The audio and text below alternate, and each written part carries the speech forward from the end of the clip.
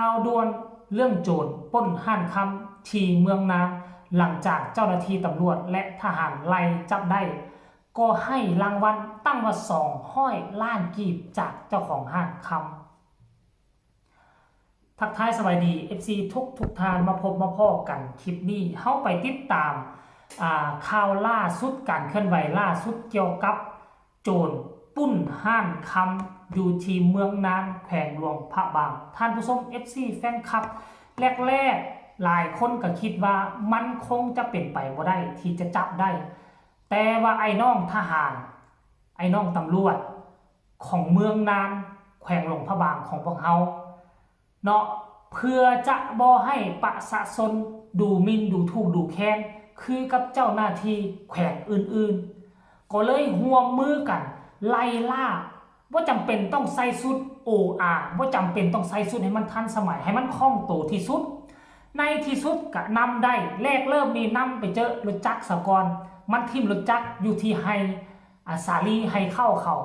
แล้วก็นำตามไปจนไปเจออยู่หมู่บ้านแห่งหนึ่งชื่อว่าหมู่บ้านอย่างเนาะห้วยหลวง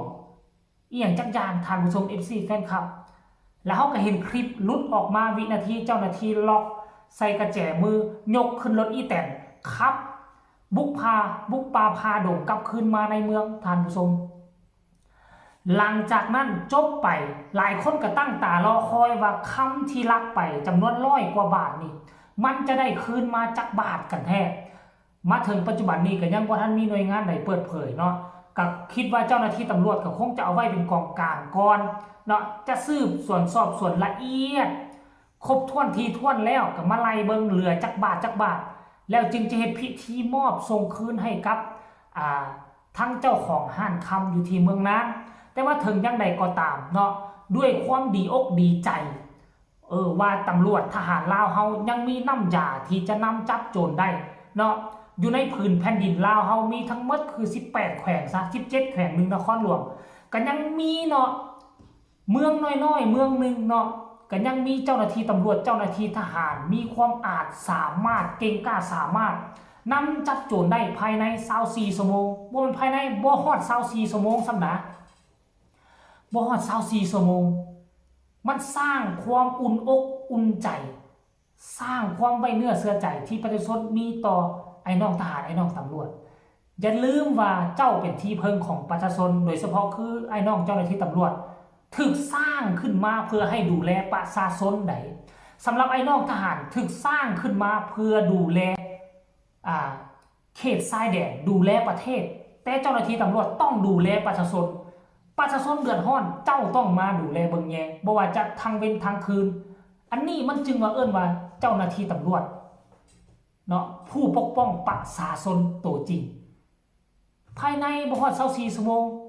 เนาะเจ้าของห้านคำดีอกดีใจโล่เข้าไปจับเงินเป็นปึกนี่นะจับเงินเป็นปึกอันนี้ไปมอบให้200 กว่าล้านกีบเอามอบให้แล้วจะเห็นแนวใดก็แล้วแต่ขั้นดีก็มอบให้แล้วให้ไปแบ่งกันในกลุ่มที่ไปไล่ล่าจับกลุ่มมันน่ะมีประมาณ10 กว่าคนให้ไปแบ่งกันหรือว่ามอบให้แล้วองค์กรจะเอาเข้าองค์กรบอกก็แล้วแต่อันนี้แล้วแต่โอ้ลงเว้าจากันเนาะส่วนสำหรับเจ้าของห้านคำเพิ่นก็มีหน้าที่ให้สมนาคุณคำเพิ่นถึกลักไปเป็น100 บาทแล้วเสีย200 ล้านกีบนี่นะถือว่าจิบ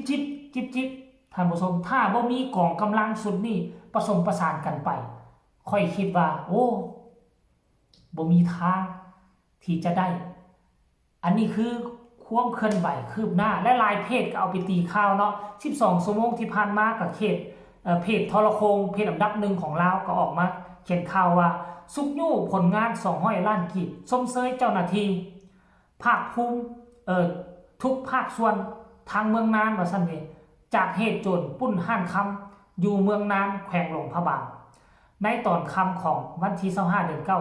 2025ที่ผ่านมานี่เจ้าหน้าที่สามารถจับกลุ่ม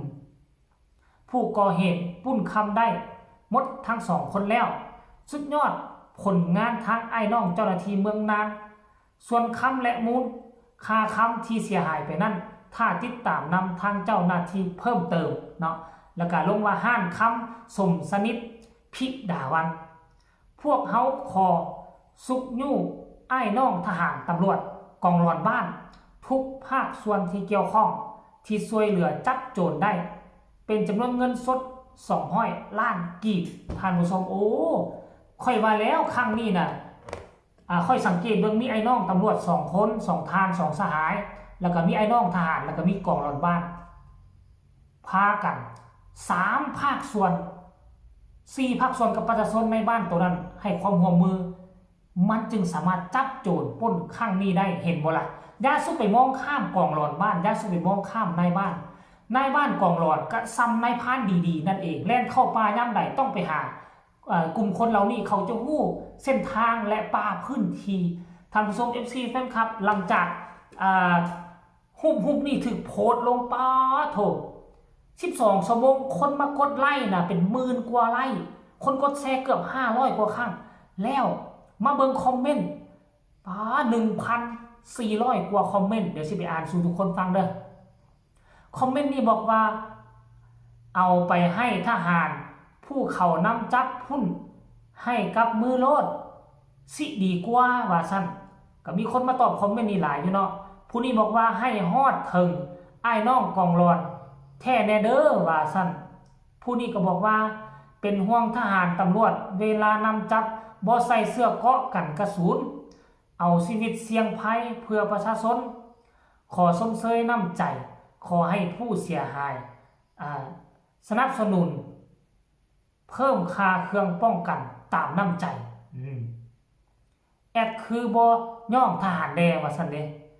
ให้นายถือสิฮอดพวกจัดอยู่บ่เงินน่ะว่าซั่นเด้สมเสยจ้าอันนี้คนไทยคนนี้ก็ว่าสมเสยหวานเจี๊ยบว่าซั่นคนนี้ว่าเฮ้อผู้นี้บอกว่าขอสมเสยเจ้าหน้าที่เมืองนานเก่งหลายเนาะผู้ต่อมาก็บอกว่า มอบให้ทหารเท่าใดกองร้อนเท่าใดตำรวจเท่าใดชัดเจนไปเลยสังคมจึงบ่มีคำถามและสบายใจไปน้ำกันและพร้อมภาพถ่ายเอาผู้จับได้หั่นมาหับโลดชัดเจนกว่าเพราะเวียกงานนี่มันเสี่ยงคิดส่วนตัวเด้อเนาะอันนี้คือคำคิดคำเห็นของประชาชนลาวหลังจากที่เห็นเจ้าของห้างคำมอบเงินจำนวน200 ล้านให้กับไอ้น้องทหารผู้ที่เกี่ยวข้องและกองร้อนบ้านท่านผู้ชม FC แฟนคลับขั้นท่าตามความเป็นจริงแล้วควรจะแบ่งกันกองร้อนบ้านส่วนหนึ่งทหารส่วนหนึ่งและตำรวจส่วนหนึ่ง3 ส่วนพอๆกันทุกคนมีส่วนให้จับโจรครั้งนี้ได้เอาคลิปนี้ก็นำเสนอเพียงแต่ซ้ำนี้ฝากทุกคนกดไลค์กดแชร์กดติดตามให้แน่เพื่อจะบ่พลาดในคลิปต่อไปที่สำคัญจะกดข้ามโฆษณาพบกันใหม่ในคลิปหน้าสำหรับคลิปนี้สวัสดี